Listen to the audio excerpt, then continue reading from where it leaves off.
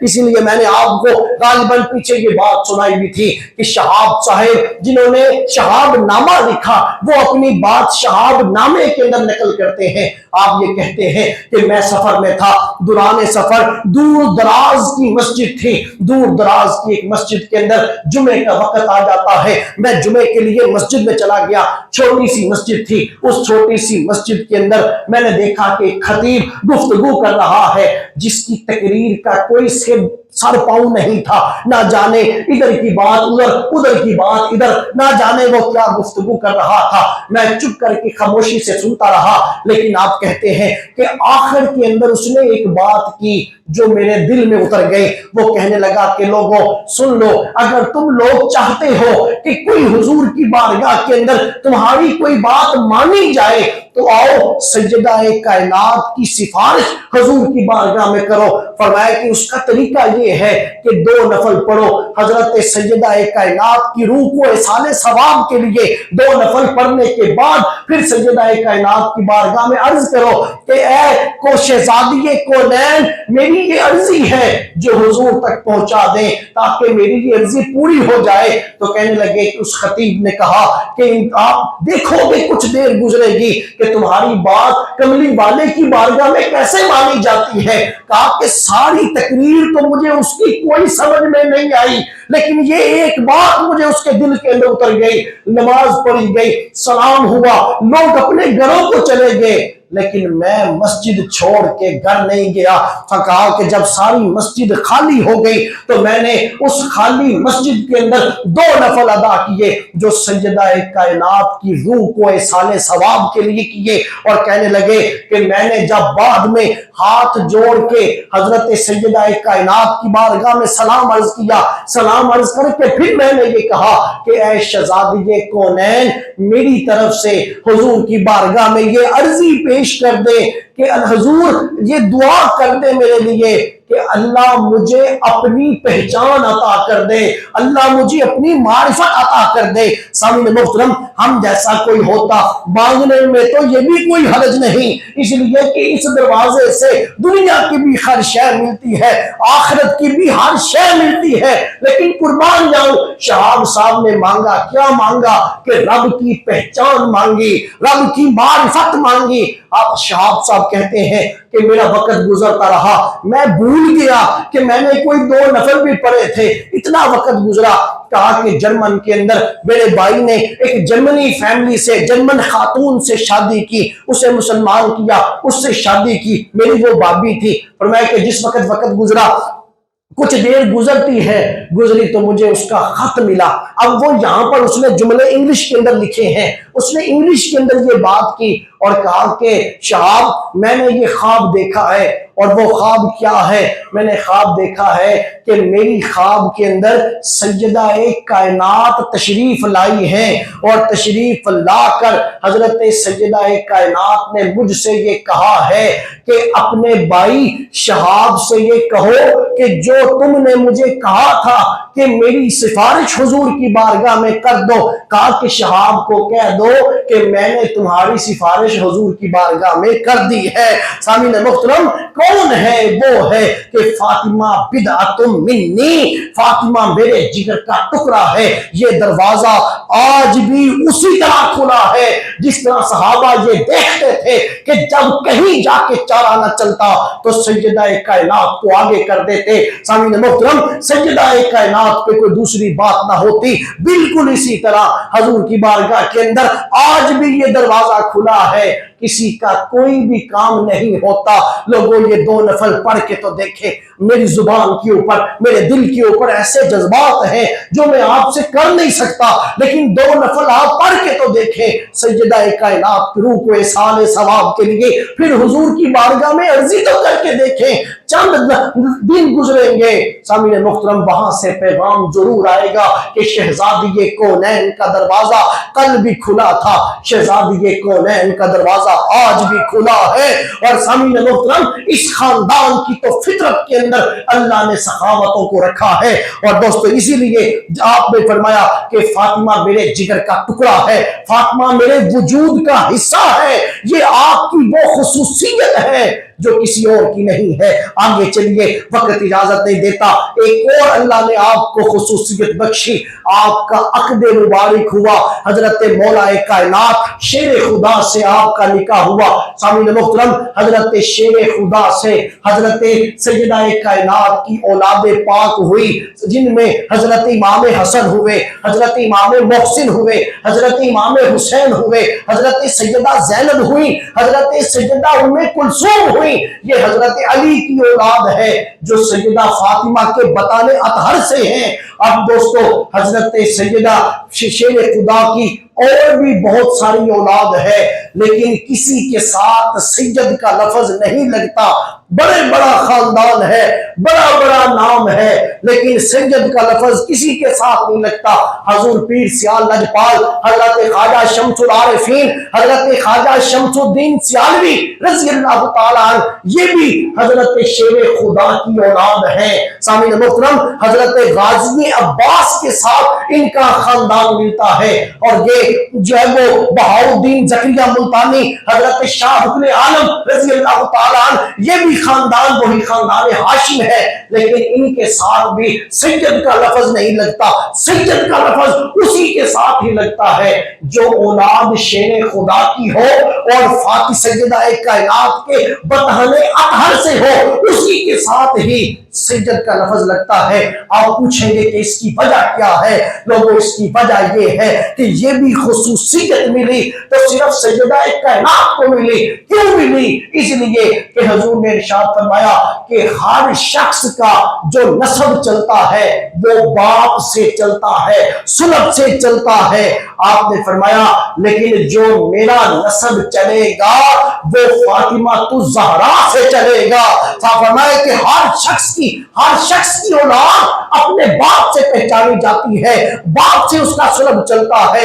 عورت جس مرضی خاندان سے تعلق رکھتی ہو، عورت جس مرضی برادری کے ساتھ تعلق رکھتی ہو، جو اولاد پیدا ہوگی اس کا تعلق اسی کے ساتھ ہی ہوگا جس کے ساتھ اس کے باپ کا تعلق ہوگا، کہ باپ سے ہی نسل آگے چلتی ہے، باپ کے سلب سے ہی اولاد پہچانی جاتی ہے۔ حضور نے فرمایا کائنات کے اندر اصول یہی ہے کہ سلب سے آگے اولاد پہچانی جاتی ہے، لیکن جو میری اولاد اگر اللہ نے کہیں رکھی ہے تو وہ سیدہ فاطمہ نے رکھی ہے۔ فرمایا کہ میری جو نسل چلے گی وہ سیدہ کائنات سے چلے گی۔ اسی لیے سامعین محترم، اور کائنات کے ساری کائنات کا خدائے وحدہ لا شریک اللہ رب العزت ہے، اور ساری کائنات کا اگر کوئی سردار ہے تو وہ محمد مصطفیٰ ہے۔ تو دوستو، جب حضور ساری کائنات کے سردار ہیں تو فاطمہ کی ہونے والی اولاد جو مولا کائنات سے ہوئی، قیامت تک جو چلتی رہے گی، قیامت تک جو بچہ پیدا ہوگا وہی سید کہلوائے گا، وہی سردار کہلوائے گا۔ اور دوستو، یہی رب کا وعدہ تھا۔ جس وقت حضرت ابراہیم کا وصال ہوا، ابراہیم کا وصال ہو گیا، تو حضرت ابراہیم کا وصال ہوا، لوگوں نے یہ کہا کہ نا فکر کرو، زیادہ دیر کی بات نہیں ہے، اولاد سے ہی سلسلے آگے چلتے ہیں۔ جب ان کی اولاد ہی نہیں رہی تو یہ اسلام چند دنوں کی بات ہے، ختم ہو جائے گا۔ دوستو، خالق کائنات نے اعلان کر دیا کہ اِنَّا أَعْطَيْنَاكَ الْكَوْثَرَ، ہم آپ کو خیر کثیر دیں گے۔ فَصَلِّ لِرَبِّكَ وَانْحَرْ إِنَّ شَانِئَكَ هُوَ الْأَبْتَرُ، اے میرے محبوب آپ سن لیں جو آپ کو کہہ رہا ہے کہ اس کی نسل آگے نہیں چلے گی۔ اے محبوب، آپ کا دشمن ہی دور کر رہا ہے، اس کی نسل آگے نہیں چلے گی۔ ہم آپ کو تو خیر کثیر عطا کریں گے، اور اس کا عملی مظاہرہ ہم دیکھتے ہیں تو کربلا کے میدان کے اندر دیکھتے ہیں۔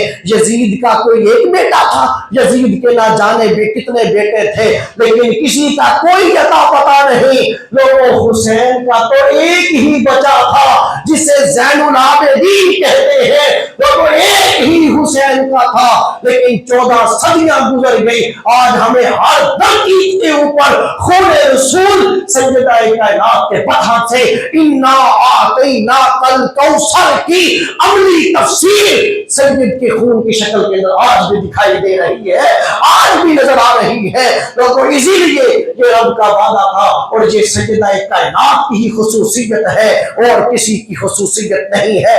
आगे चले फिर अगली बात देखें सामने मोहतरम, अगली बात हजूर का ये मामूल, जिस वक्त हजूर हजरत सैयदा कायनात से मिलते सारी कायनात हुजूर को ये कहा करती थी कि फिदा का अभी व उम्मी व रूही, मेरे आका मेरी माँ आप पे कुर्बान, मेरे आका मेरा बाप आप पे कुर्बान, मेरे आका मेरी इज्जत आप पे कुर्बान। लेकिन कुर्बान जाओ सैयदा कायनात की अजमतों के ऊपर जब हुजूर तशरीफ लाते, सैयदा कायनात को अपने सीने से लगाते तो सीने से लगा के ये कहा करते थे, ए फातिमा फिदा का उम्मी वाबी, ए फातिमा सारी कायनात मुझे कहती है, मैं तुझे कहता हूं कि फातिमा फिदा का भी व उम्मी, फातिमा मेरे तेरे पे मेरी माँ भी कुर्बान, तेरे पे मेरा बाप भी कुर्बान। सामने मोहतरम किसकी खुसूसियत है? ये सैयदा कायनात की खुसूसियत है और ये वो है जो दुनिया के अंदर है। आगे चले, अभी हशर का भी वक्त आएगा, अभी हशर का भी मैदान सजेगा। हजरत शेर खुदा रजी अल्लाह तआला अन्हु कहते हैं कि मैंने कमली वाले से ये सुना कि हशर का दिन होगा जब सैयदा कायनात जब मैदान हशर में उतरेंगी, जब मैदान हशर के अंदर उतरेंगी तो एक पर्दे के पीछे से आवाज देने वाला आवाज देगा और ये बात कहेगा कि लोगों अपनी निगाहों को झुका लो, अपनी निगाहों को झुका लो, कि इसलिए कहा कि रास्ता छोड़ो, अपनी निगाहों को झुका लो कि मोहम्मद की बेटी फातिमा आ रही है। सामने मोहतरम आपके अदब में एहतराम में निगाहें झुक जाएंगी, वो अशर का दिन होगा।